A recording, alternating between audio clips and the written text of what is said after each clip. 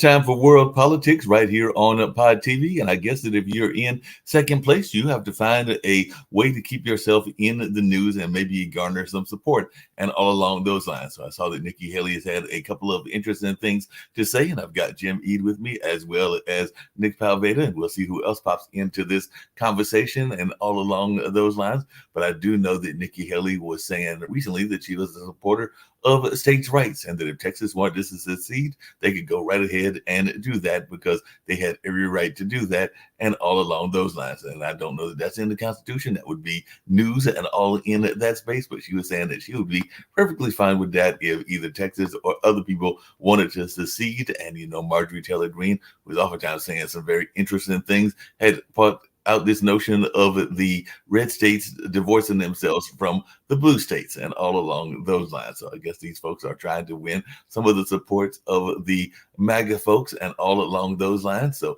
definitely that was in the news. And Nikki Haley was also talking about the Confederate battle flag. And 4 years after South Carolina removed the Confederate battle flag from its state house grounds, Nikki Haley has offered two separate explanations of the flag's meaning in less than a week. So Haley, the state governor, when the flag was pulled in 2015 from its place of honor in Columbia, said in a 2019 interview with conservative radio host Glenn Beck that the man who shot and killed 8 black churchgoers in Charleston murders that were the impetus for the flag's lowering had hijacked a symbol that many people took to stand for service and sacrifice and heritage. That is what she said, and all along those lines. And 2 days later, she wrote in the Washington Post, everyone knows that the flag has always been a symbol of slavery, discrimination, and hate for many people. So she was taking different tracks in that line. And we also know that she recently said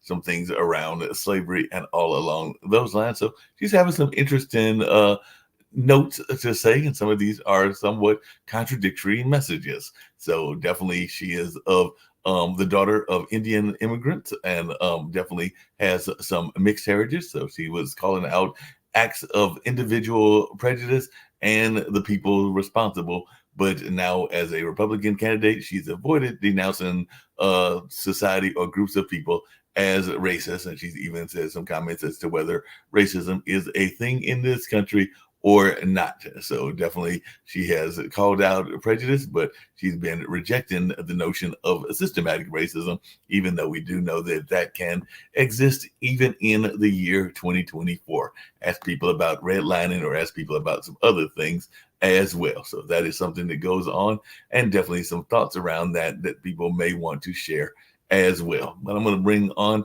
my good friend Jim Eid. He's got some interesting views. I know Sasha Starr has got some interesting views as well, and we'll talk about politics. But that's what I thought I'd start off with a little bit of Nikki Haley, because she definitely got to try to garner some support and all along those lines, as she is right now behind. But hey, all that could change with all these things going on with the trials and all along those lines. I also saw that President Biden was getting involved in the situation in Palestine, because he is actually issuing an order targeting Israeli settlers who attacked West Bank Palestinians.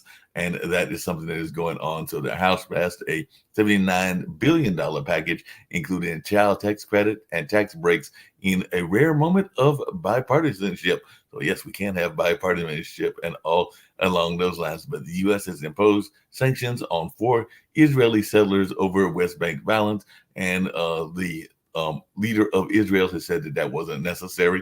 That is what Netanyahu said, and all in that space. But Jim, that's just some of the things that caught my eyes. And we also saw that Trump's legal losing streak is continuing as the judge tossed out the dossier lawsuit. So it seems like every time he goes to court, he's not having that much luck and everything. So Donald Trump's sex and bribes data protection cases was rejected, and this wasn't even by our courts. This was by the UK court. So he's not even having luck when he's going over there in other parts of the world, because Donald Trump has lost a London case against an ex-M16 spy over the Kremlin dossier. So I guess there was some information about him in that dossier that he was trying to hide as well. So it seems like he's having bad luck in United States courts and in courts of other parts of the world as well. But I guess we'll start off with Nikki. What's your thoughts about Nikki, and is this going to work her trying to find ways to win the support of those MAGA folks and all along those lines? No, there's no chance that she wins the mega votes. They're behind Trump no matter what. And you remember when he said, we're going to be tired of winning. Well, he might want to try it sometime winning because he's on a tremendous losing streak, and I'm sure he's going to lose more in the future. But Nikki Haley has got to appeal to the other people who are not just single file marching behind Donald Trump as the supposed leader of the Republican Party. The Republican Party has to regain its senses and get past Donald Trump. I don't think Donald Trump's legacy is going to last very long, but as long as he's calling the shots. For example, we had this migrant immigration border issue where there was a compromise in the Senate, and the Speaker of the House said it was dead on arrival in the House because they don't even want to cooperate. And this idea of succession, it's the United States of America, and what they want is division.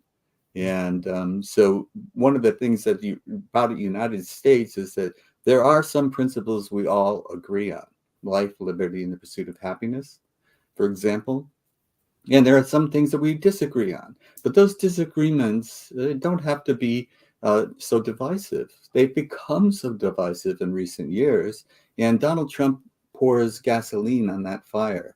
So Nikki Haley has got to appeal to what still remains of the Republican Party, legitimate Republicans who have a conservative point of view. And she's very conservative, so she can appeal to them. And she isn't someone who is so far to the right that independents and moderate Republicans just can't stand the thought of them. So she can appeal to a certain part of that party. But the extreme right has gotten so much clout, and Donald Trump gets all the credit for that. That the other moderate politicians or people that are not so extreme, they're afraid. They're just simply afraid of him. They'll think that they're going to get primaried in the next election and they'll lose. So they'll lose to someone further right than they are. So everybody is playing that game right now, and as long as that's going on, the Republican Party is going to be unrecognizable. Along those same lines, and I just wanted to bring in somebody that claims that he is got some poll information and that he is seeing a way for Trump to win, and all along those lines, because he is one of the founders of our network here at Pod TV. But Nick Palveda has said several times that he believes that the next president of the United States will be the past president of the United States, that being Donald Trump, and all along those lines. So, Nick, I've heard you say this a couple of times. You just came back from New York and everything. And I know New York is definitely not necessarily Trump territory, even though he does have some buildings in that area and everything. But I'm thinking you might have saw some anti-Trump people and all in that way. But you might have seen some pro-Trump people when you were visiting some of the TV stations and other things as well. So what's your thoughts? And do you still think that Donald Trump is going to be the president in the year 2024 when the elections are held in November? Yeah, well, first of all, let's look at Nikki Haley, since you brought her up. If she doesn't score on Super Tuesday, she's out of the picture. So she's got to score some states. If she goes 0 and for everything, it's over. So and Super Tuesday, she's got 30 days, a little more than that, to get her act together. It's March the 5th. So as we're watching the hurricane go through, if she doesn't hustle on Super Tuesday, it'll be over, and then Donald Trump will be the presumptive nominee. Now, we also have another factor that we didn't bring up, but it's going to come in 2 weeks from now. It's called the Taylor Swift factor. Now, we didn't bring that up, but media is starting to bring this up. But Taylor Swift has an unbelievable cult-like following, a Trump-like following of younger people, voters, which Gen Z or whatever they are bigger than the seniors of our age. In other words, she's got this big cult, and a lot of them will follow her. And she was, last time she endorsed Biden.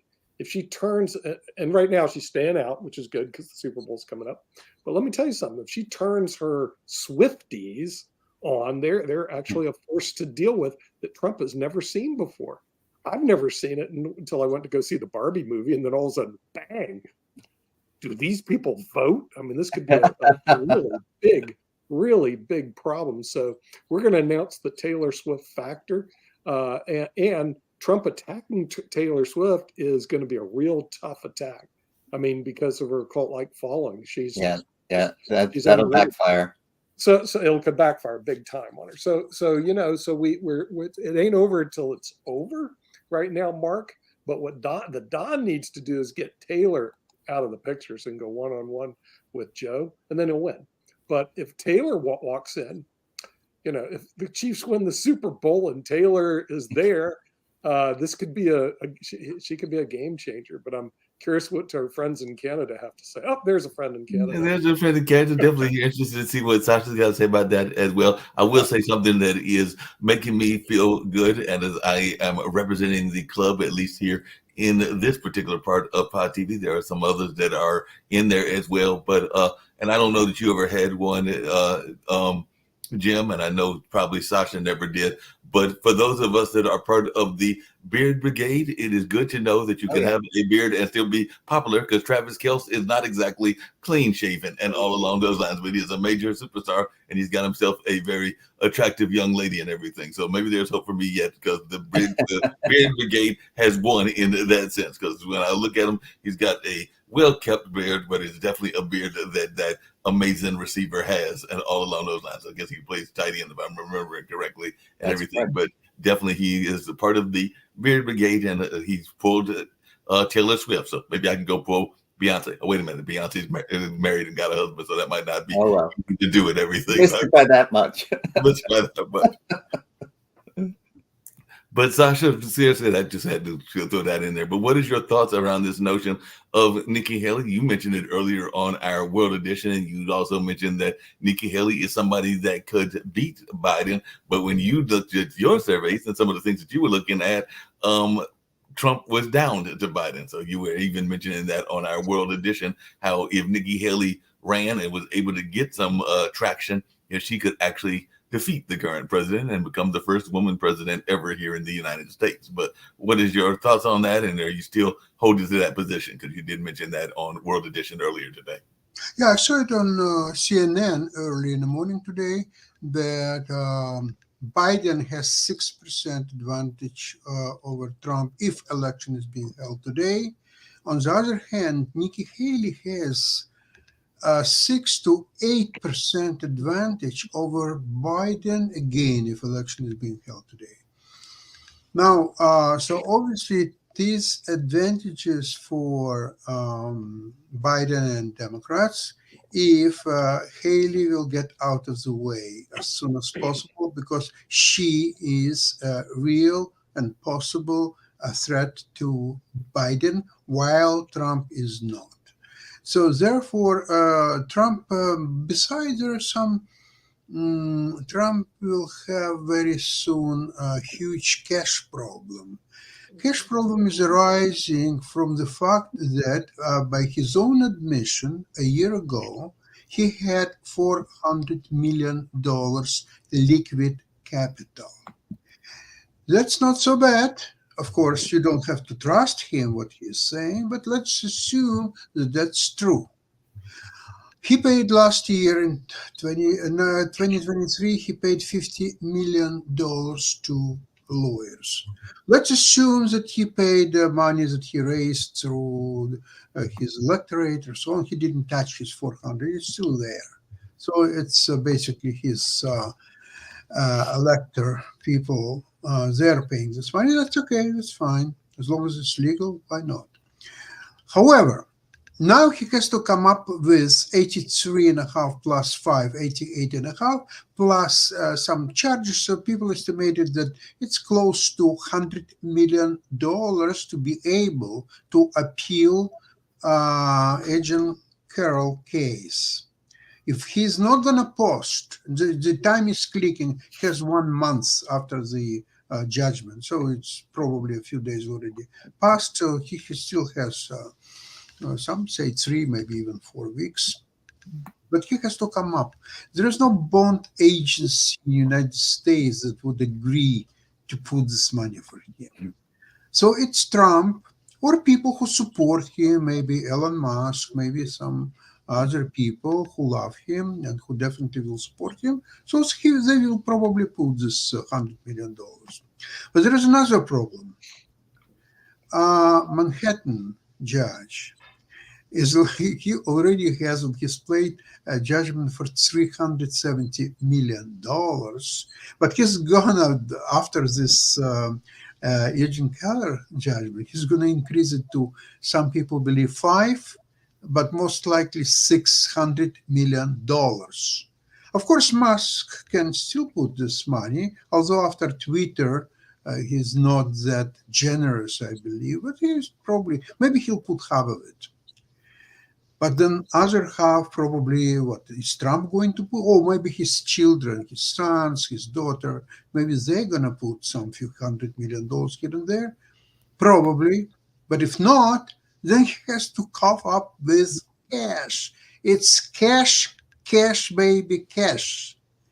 Hey, Trump, so how much cash do you still have? Whatever you have to bring to the court. So then you can appeal. And what are your chances on appeal? Well, it doesn't matter because this money will go to Eugene Keller and all his liquidity will arise from the liquidation of all his real estate business and everything else. So you know what? One lawyer, more than a year ago, actually, he had a podcast, and he said, when asked if Trump will go to jail, he said, you know what? He'll never go to jail, but he will lose all his money in legal fees and judgments. And when he'll die, he will be a destitute old man. Full stop, period. Wow. Along those same lines, Sasha, and everything, I had mentioned it earlier, but I was just wondering, this is for Jim and you.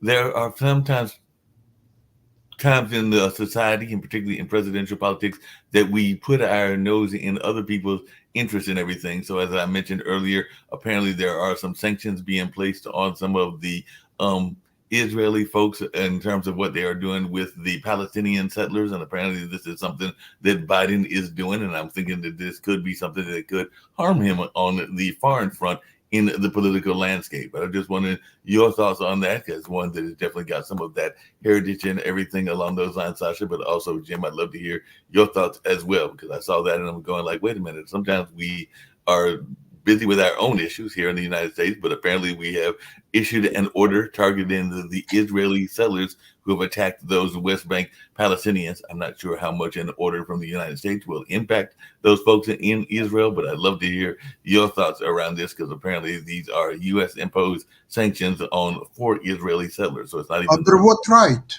Under what right? U.S. can impose sanctions against Israeli settlers. What is that? Is that somebody lost his mind, or? No. People put sanctions on international figures all the time. You know, that's done, but what effect it will have is negligible. But wait a moment. The U.S. put sanctions on Israeli settlers who are obviously Israeli citizens, and how U.S. can sanction Israeli citizens one way or another. How do you enforce it? I mean, you can't enforce it, but it happens all the time, Sasha. You know, they sanction Russian citizens. They sanction anybody that they think is a terrorist. You know. Yeah, they'll seize their boats on the Sea of Galilee. Come on. You know, yeah. What are you supposed to say? I just don't know. But Nick and Jim, along those same lines, as I recall studying a little bit of history, there were a number of those kind of sanctions, and sometimes people say they were effective, but they took a long time, and it was over a course of time, and it was over something that was not as popular as some of the things that Israel is doing and everything. But I do remember that there were sanctions placed on South Africa during the apartheid era and all along those lines. And some people would say that those sanctions are part of the reason that apartheid ended, but it was over a course of time. And you can even look at some of the Latin American countries. I think we might have had some sanctions, and you can correct me if I'm wrong, Jim, against like the Philippines and against some of the other places that we didn't like. I mean, one of your favorite places, Nick, and everything. I think there were some sanctions on some of the folks from Venezuela and all along those lines. Now, whether those sanctions have anything, because they're trade sanctions, and that can hurt. Trade sanctions are different than, like I said, what are you going to do on the people in the West Bank? What are you going to do? Seize their boats in the Sea of Galilee? It just doesn't make any sense. No. So I don't see anything happening there. I do see that the possibility of escalating in the Middle East, especially Iran's involvement in terms of supplying these drones and the Houthi rebels attacking the U.S. ships. I don't see that to be a good thing for the Houthi rebels, because the U.S. is kind of tiptoeing around there. But when they get tired of it, it's like SWAT. It's like a lion. You can nip the lion a couple times, but if the lion gets mad, the lion will eat you alive. And the Houthi rebels just don't get that. So the only question is, will they do something to make the U.S. mad? And you don't want to do that. The Japanese found that out in World War II. But I'm telling you, this ain't going to be World War II. This will be over faster than when we invaded Kuwait and Iraq. The Houthi rebels have no shot. The real problem is they actually believe they have a shot. In other words, the weird thing about the people in that part of the world, Mark, they actually believe, because they have never seen how big and strong the United States is, how our military might is. They haven't seen what we can do. They actually have a shot. They have no shot. Well, we have people that want chaos, and if they create chaos, then they're satisfied, even if they don't think they can win. But one thing that we haven't really talked about is Netanyahu is part of the problem. Because he's very unpopular in Israel. One poll I said 15% of the people support him. And but as long as he keeps this action going, nobody's going to change leadership in the middle of this kind of war and this type of environment. So he's fine as is, as long as he keeps the tension level high. And so Biden is sick of him right now. He's had enough of him because he's not trying to solve this problem. And so the Israelis have got to kick him out, get rid of him somehow. Put in somebody who's more reasonable, willing to, negotiate, willing to, and I don't know what the ultimate answer is, but, I think there are people on both sides of except for the extremists, they just want chaos. We're going to have to deal with that. It's like the MAGA hats in the Congress, they want to, just cause trouble. They don't want to raise the debt limit. They don't want to, settle the border dispute. They just want chaos. And so we're never going to get away from those types of people, but there are enough people there that want to have a peaceful solution. But Netanyahu, I don't think, is one of them. It's not just a question of Netanyahu. There is a collective government right now in Israel. And the aim of that government, and everybody agrees with Netanyahu, that the aim right now is completely eliminate the threat from Hamas.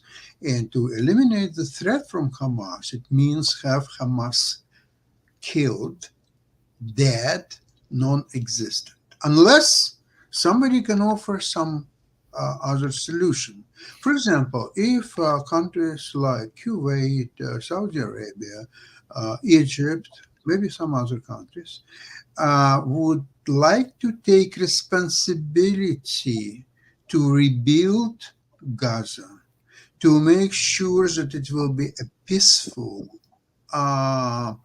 if not the country, but at least territory, and maybe later on a country with its own government, and would guarantee the Israel's security, then it's possible to put on a table and discuss.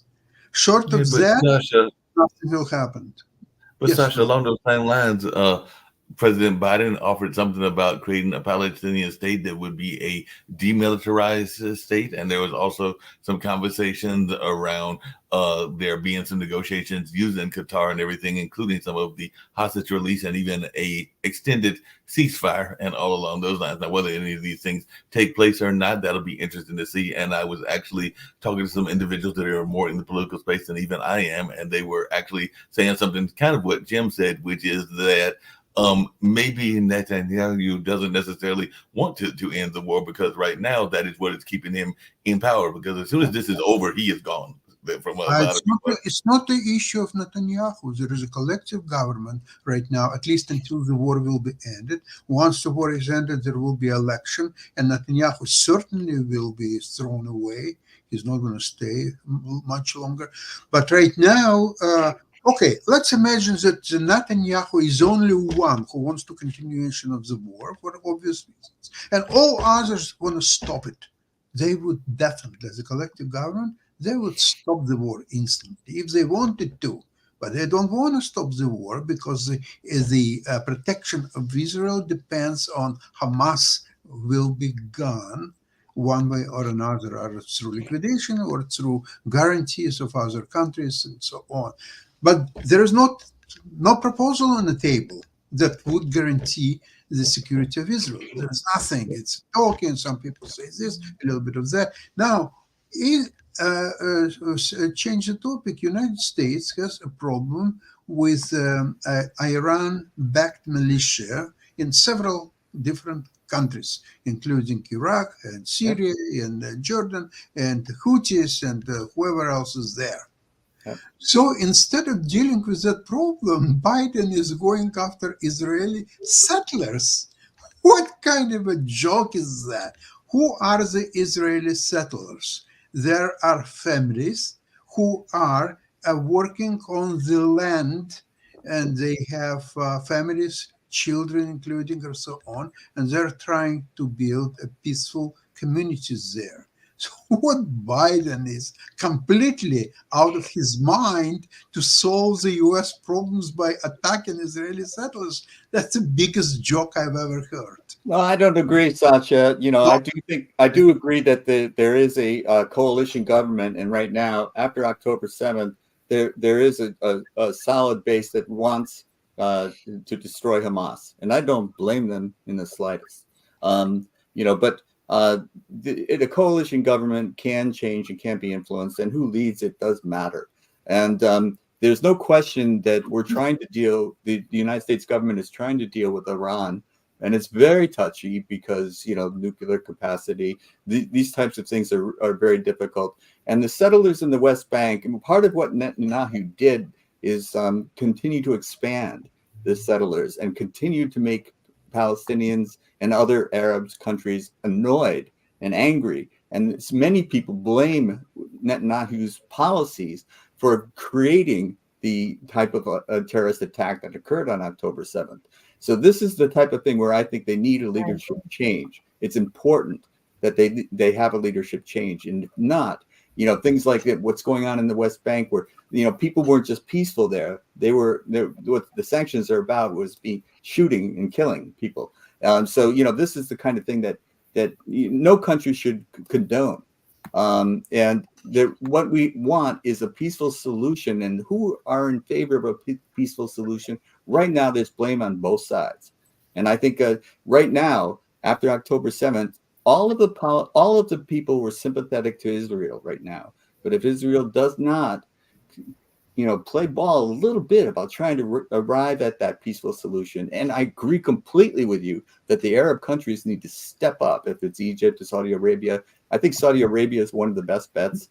But they've got to take some sort of responsibility for what's going on there too. And Jim, it's also Qatar should step in. Yes, it's United Arab Emirates. It's Egypt, and that's enough. You don't even need anybody else. This 4 countries, they can definitely do their thing. And I think some of them are.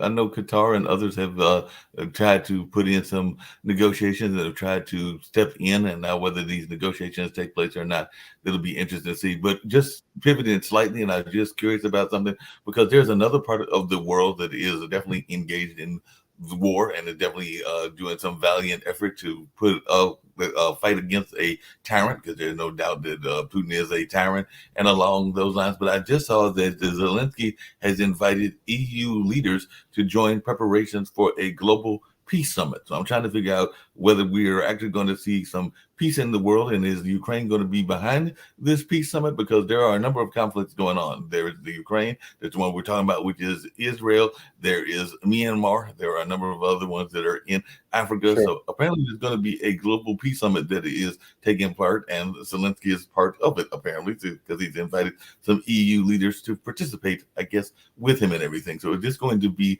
a shift in the narrative? Because right now there's at least 6 or 7 wars that I'm aware of that are going on, and I've not lost track. So there are probably more than that. Yeah, right. It's sad, but it's hard to keep track of them all. I'll tell you what's happened is that the Putin's dream was to create some kind of a conference similar to Yalta, Potsdam, 1945, where the new order will be agreed. Now, in 1945, Soviet Union was one of 3 winners. Actually, France probably is the 4th one, but I wouldn't argue about France that much, but 3 for sure. And they agreed to a new world order where each country had its zone of influence, and you can call it any way you want, and United Nations was created and all that stuff. Because Soviet Union, one of the winners of Second World War, ceased to exist in 1991, all the USSR zone of influence, which was a Warsaw Pact, ceased to exist as well. So therefore, all this old world order is no longer there. So in the 90s, Russia was very weak to talk about something else, and United States was very stupid not to put the new world order, the winners of Cold War. They could dictate any new configuration, whatever they could come up with. They failed completely. But Sasha, along those same lines, I think you're talking about when you jump. Hold on. So Russia had time on its hands to rebuild its military, to bring new conscripts and military mobilization and so on.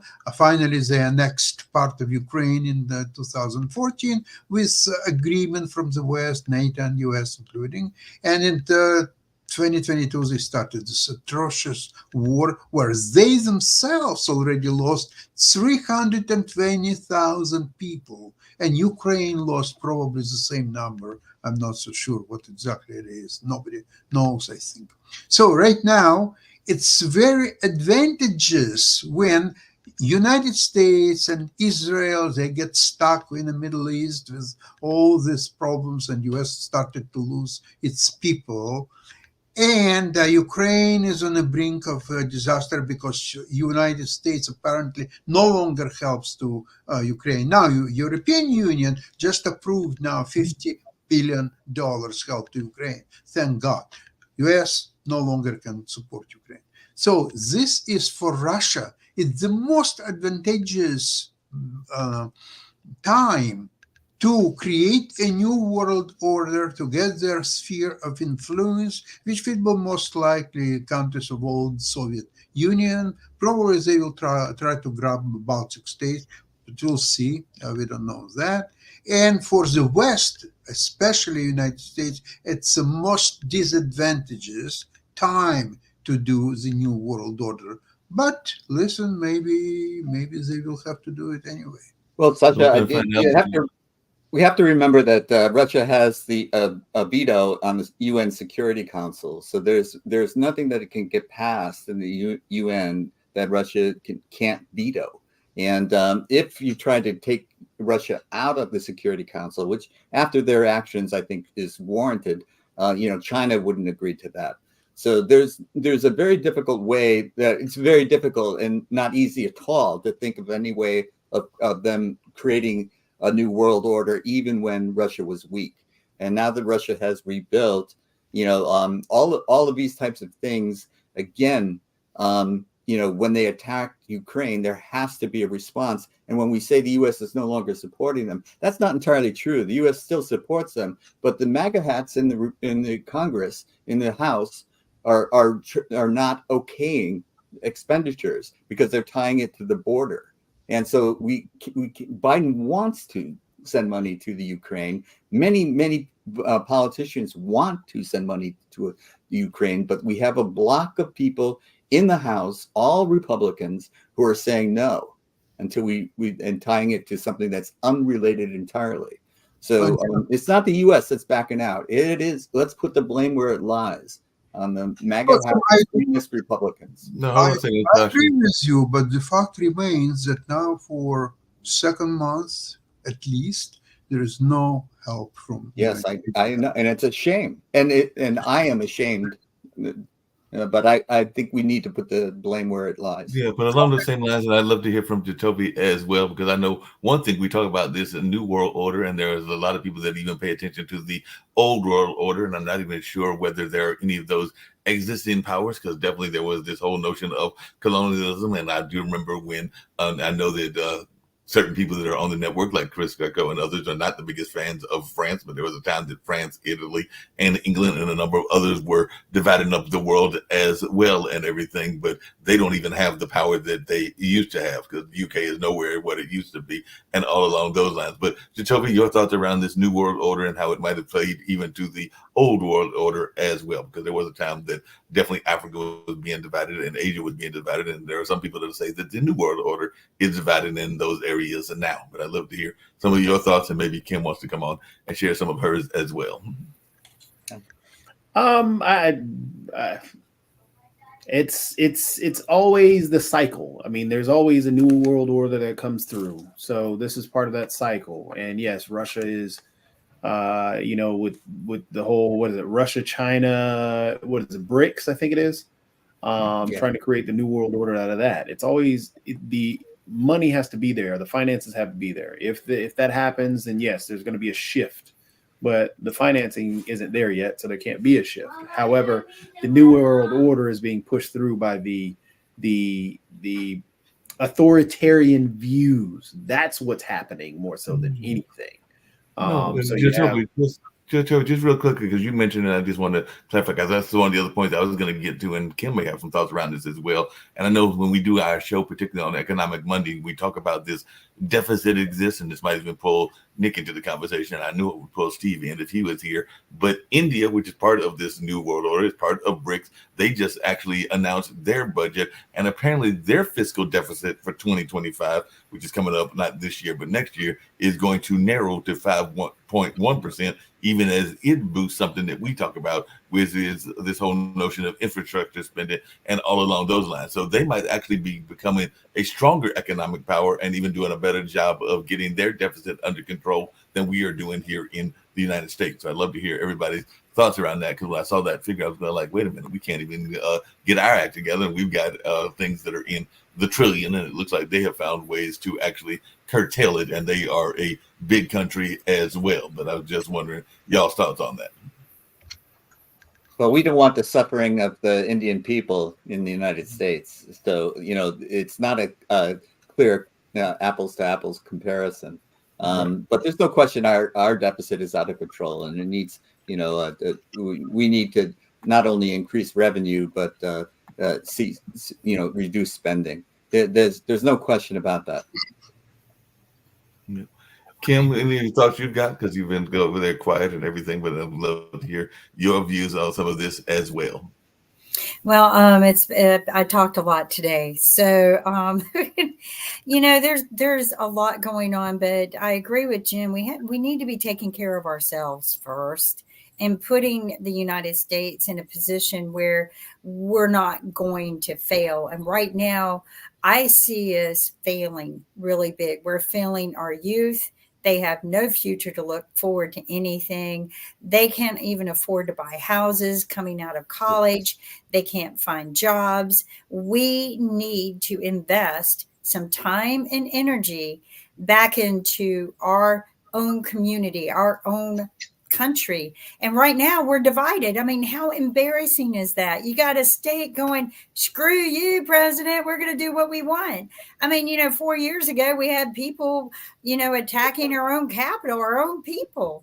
So, I mean, we're imploding right now, and we need to start uniting, and we need to do it not for us, we're done. We screwed this up.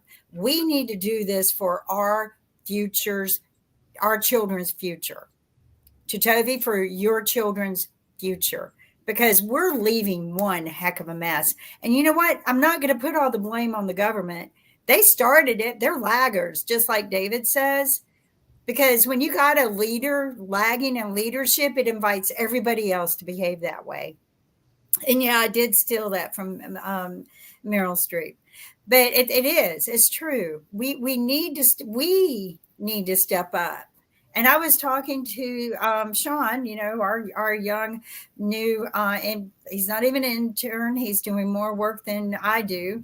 And I told him they need to just bombard the voting boxes and tell us what they want, because what we put in place now is their future, and it's a piece of crap right now. And and I hate sounding this way, but this is what we have allowed to happen. And I would like to see somebody who can unite us. And I repeat this over and over, somebody who doesn't have one foot in prison and fighting to keep himself out all the time, and the other one foot in the grave, and they're both fighting over a retirement home.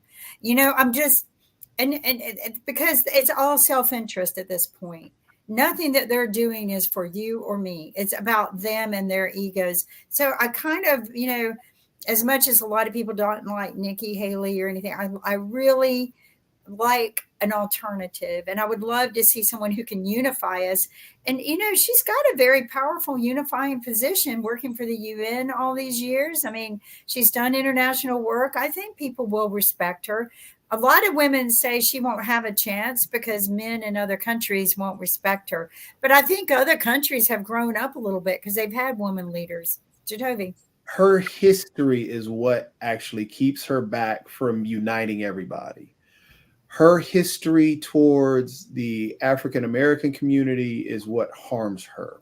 The fact that she could not answer the question about the Civil War, the fact that it took her until 9 Black people were killed before she actually pulled down the Confederate flag from South Carolina, that's something that harmed a lot of minorities, or a lot of people in the minority community.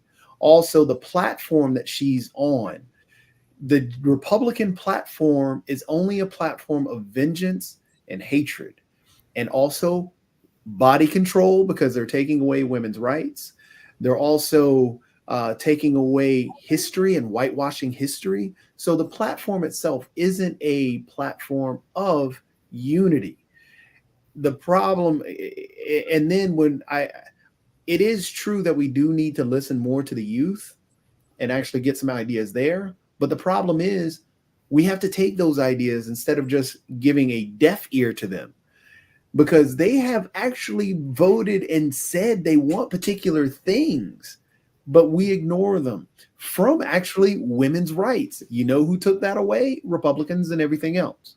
They've talked about emissions, the Green New Deal, the separate pieces of the Green New Deal, and how they want to preserve, the environment. But you know what? People have voted against it. The oil companies have lobbied against it, and so on and so forth. So we can't just ignore them and just say, hey, we're going to give a deaf ear to you. And then we're going to talk about, we can't spend all this money. It's true that we do have to worry about our deficits, but the country should not run like a regular business. The country should run like a nonprofit. You do have to spend money to help individuals, because we cannot say, okay, well, you know what? We're just going to cut off Detroit because Detroit's costing the government money. Or we're going to cut off every red state because all the blue states are the ones that are actually giving money to the government. So we cannot look at the utopian idea that government should run like a normal business. No, businessmen have always turned out to be pretty bad at government. So I agree on that one. That's for sure.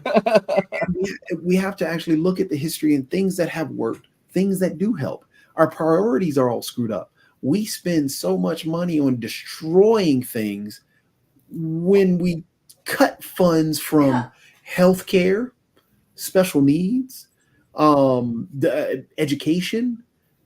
We talk about, oh, well, you got to be financially sound and financially educated. Well, you're cutting funds from education, and you know what? We don't have teachers to teach this stuff. So why are we?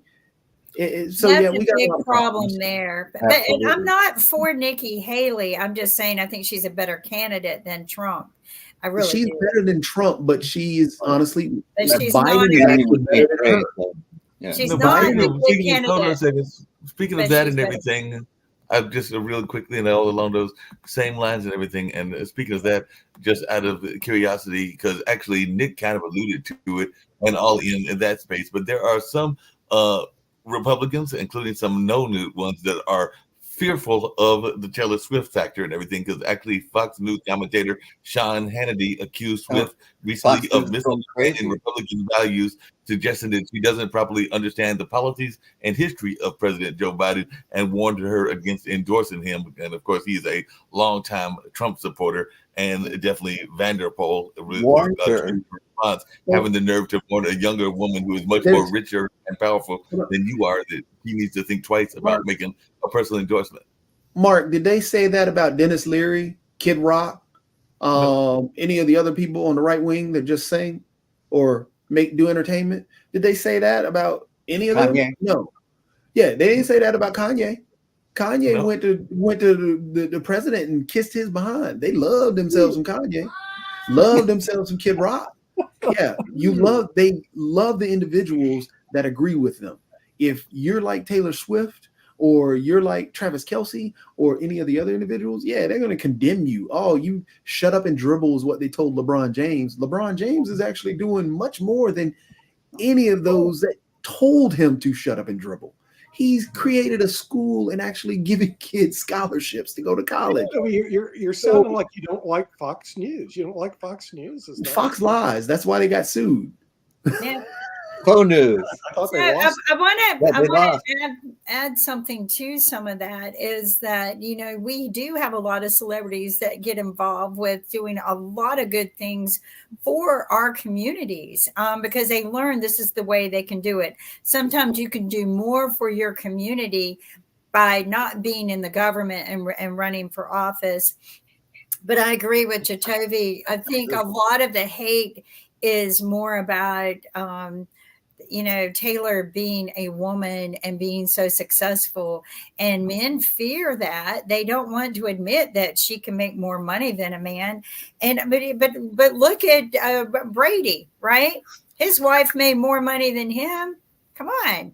You know, I don't know what my husband used to joke, he goes, I wonder how that family works, because, she makes a whole lot more money than he does. So, yeah, but this is all kind of madman stuff. And this is like what Trump wants to not make America great again. He wants to make America white again and back into the 1950s. You don't go step forward by going backwards. And unfortunately, this whole male attitude is towards women is a reflective of our past.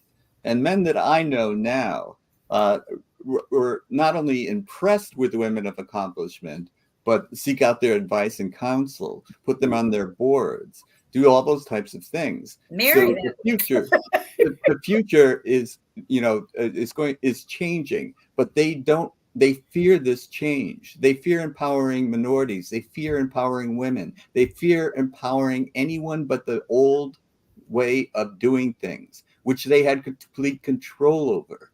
And you could not get in without their permission.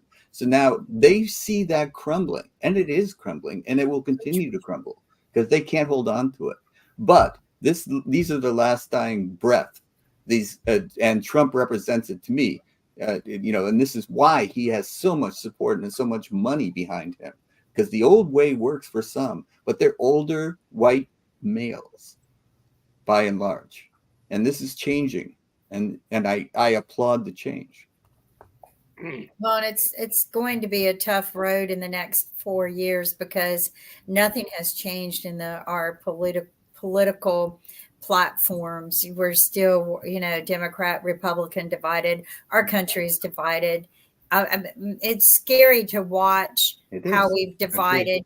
And the other thing that really bothers me and I'm really going to dig deep on this one, is the recent drone attack on our military, and who it was by, because I did a lot of research in drones. I worked with the U.S. military and USM students in developing drones. And one of the things I learned that they lack is you have a payload and the duration with that payload. And, you know, to carry anything that would blow up you're going to have a big drone. But the other problem that bothered me is you're talking about friendly space, you know, friendly flying element in your space. And I know for a fact they have trackers on our drones because that was part of what I worked on, and they can tell the difference. So I have a problem with the story in itself and what happened. But if you're telling me that the enemy has developed a drone that can fly into our airspace where we just let it waltz right in, and it went that kind of duration with that kind of payload, then they have broke the code and have become far more superior in military intelligence than we will ever become. And that scares me. No, that's very scary. And we actually So what I heard on that was I know that what is and isn't in that industry. There's a lot of changes, what I heard, but not a lot.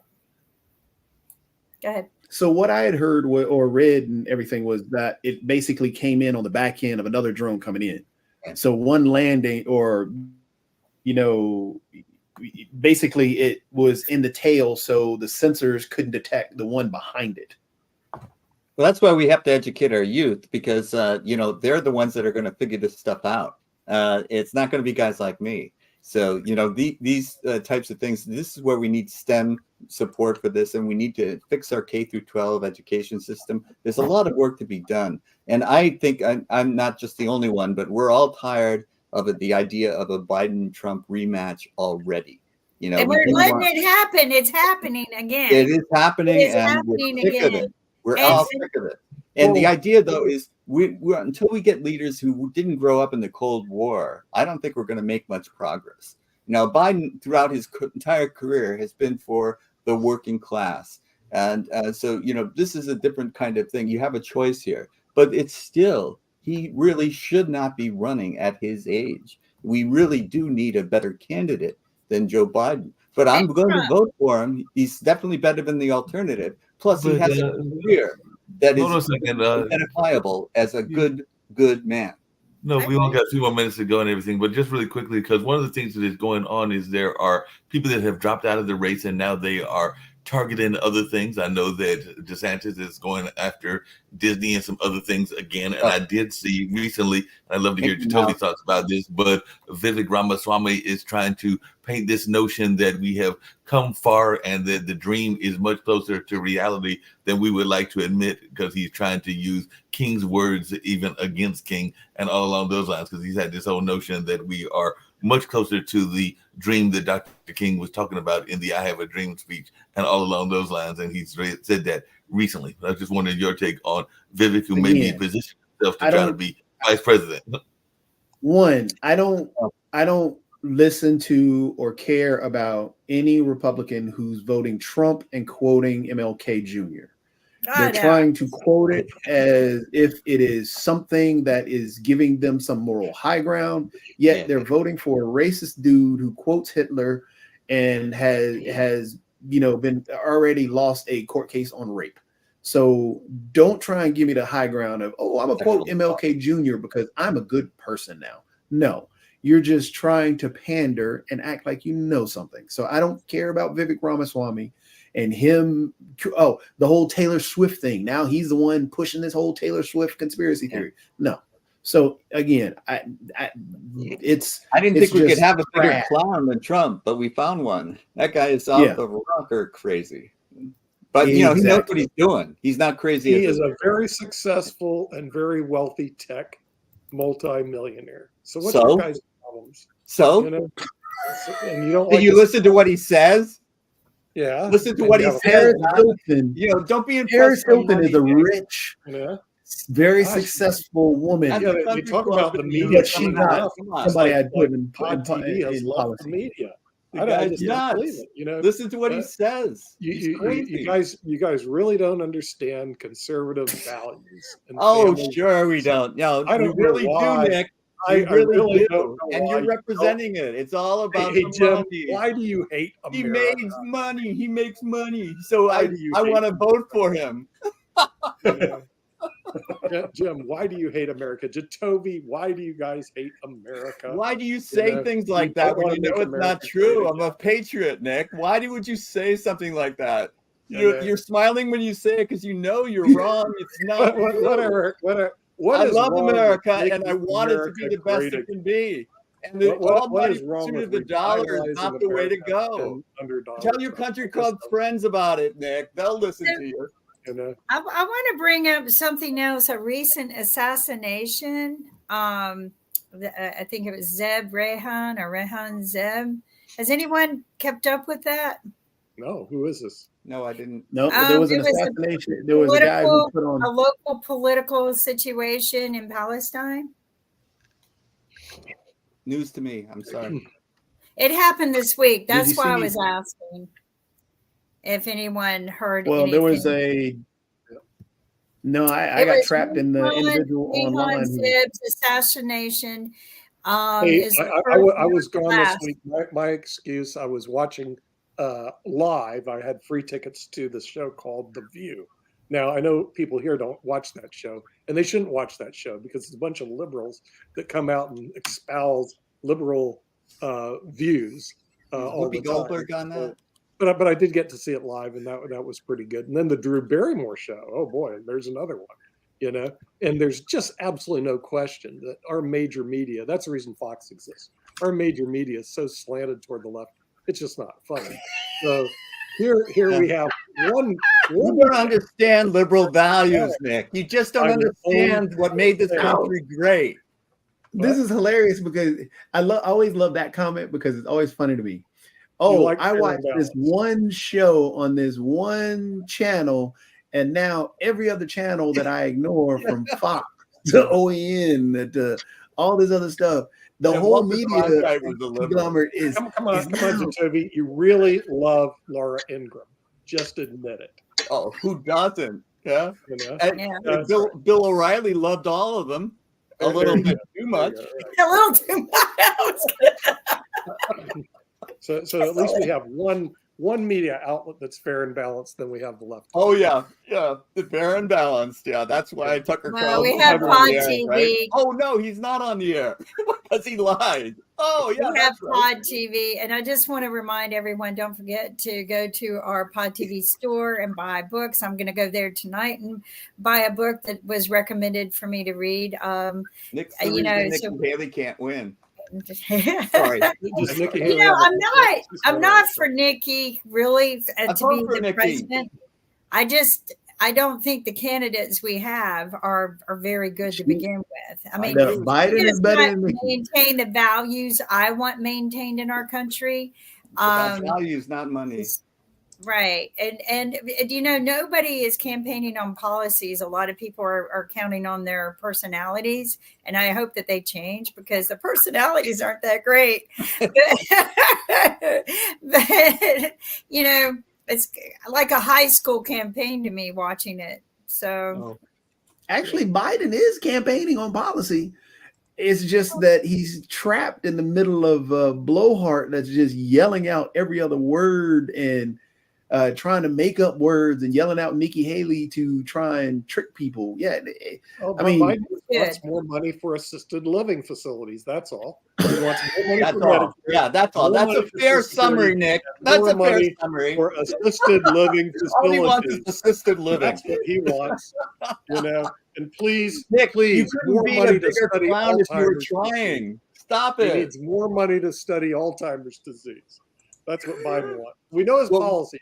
what- Medicare. He Social cares about Security, Trump. assisted living, Trump's hospice, maybe. mental cognitive and, of course, development is Alzheimer's just disease. certainly in question, don't you think? Reagan's actually second administration, he was definitely diminished cognitively, and he very recently after his second term had Alzheimer's. It was diagnosed. So you know, I think Trump is just right down that road too. I mean, if you want to Jim, talk about someone's Reagan mental had facility, Alzheimer's disease what about after he Trump? left office. He doesn't even understand the questions that are asked him now. He can Yeah, barely yeah. read off of the He had teleprompter. Alzheimer's disease after he left office, not when he was in office. No. When he was in office, they protected him. Everybody is clear Well, about who do you that. think's protecting Biden? They protected You know, him you don't because see of one his TV, mental don't go to cognitive talk, you decline. can't talk. And immediately Biden- after office, he was institutionalized. Poor Reagan. Well, the best part about it, Well, I and like it's the just guy a whole lot- personally. Nothing You're against going to him. have but- to wrap it up. And I love all of y'all. And thank you so much. This has been Yeah. such a divine, inspirational And I wish conversation. Alzheimer's on no one. And, everyone, let's, definitely also send prayers that we stop all of these wars and start uniting the world. And we'll look forward to seeing you next Tuesday. And maybe by then things will have been better. Take care, everyone, and have Bye-bye. a great weekend.